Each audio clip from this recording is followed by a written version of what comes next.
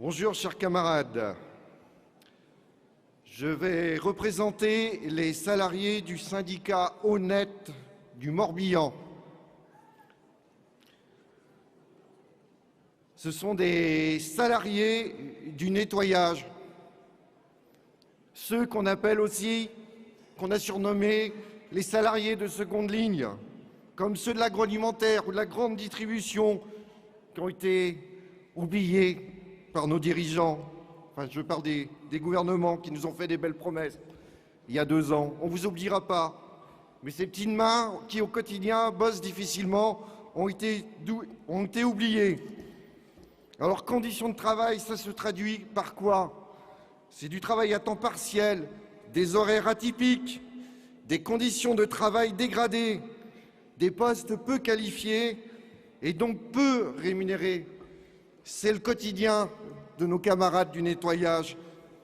Beaucoup parmi eux ont très peu de diplômes ou sont essentiellement du personnel féminin. Vous comprendrez que dans ces conditions, nous prenons comme un affront cette énième réforme des retraites qu'on nous annonce et que nous ne voulons pas. On n'en a pas besoin. On ne va pas continuer à nettoyer des chaînes d'abattoirs jusqu'à 65 ans, c'est pas possible, c'est pas imaginable. Si nous sommes opposés à cette réforme, malheureusement, compte tenu de la situation financière de nos collègues de travail, nous ne pourrons pas nous permettre de faire des grèves à répétition ou à saute-mouton. Alors, nous considérons que notre direction chez Honnête, dans le Morbihan, nous maltraite. Il y a de la discrimination, du harcèlement. Il y a aussi la multiplication des mesures disciplinaires. Pire, nos salaires ne suffisent pas pour vivre dignement.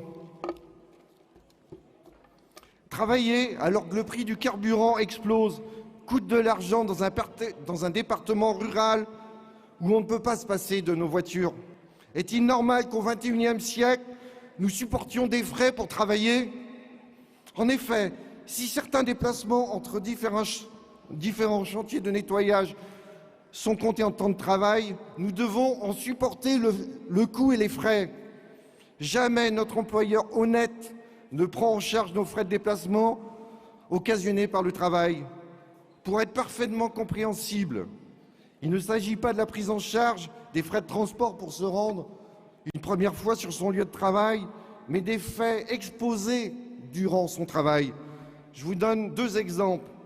Une collègue qui travaille à temps partiel 4 heures par jour, 2 heures le matin à 6 heures, 2 heures le soir à 20 heures, 140 km par jour. Elle ne peut pas vivre dignement, cette collègue. Une autre qui, suivant les journées, fait 4 à 5 chantiers de nettoyage, représentant 30 km par jour. Rien, nada, pot de balle de la part de son employeur, sans aucune indemnité.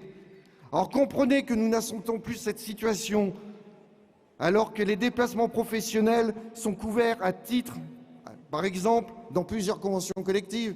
Si je prends la branche de l'aide à domicile, ou encore celle du bâtiment, ça existe. Pourquoi dans le nettoyage, ça n'existe pas? Chez nous, c'est rien du tout. Ce n'est pas un combat que nous pourrons porter seuls, avec nos petits bras dans notre syndicat ou au sein de notre union départementale. On a besoin d'aide, puisqu'en face, nous avons un employeur particulièrement difficile.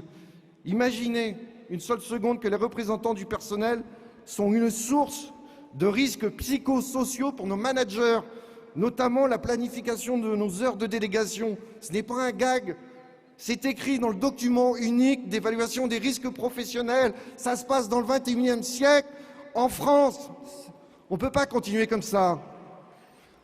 Alors demain, en plus de ces luttes sur nos retraites, sur notre pouvoir d'achat, sur les conventions collectives, nous formons le vœu que le prochain secrétaire général de la Confédération s'adresse sans défiance aux différentes composantes de notre organisation, que ce soit fédération, union départementale, union locale, syndicats et militants, pour faire abattre nos revendications.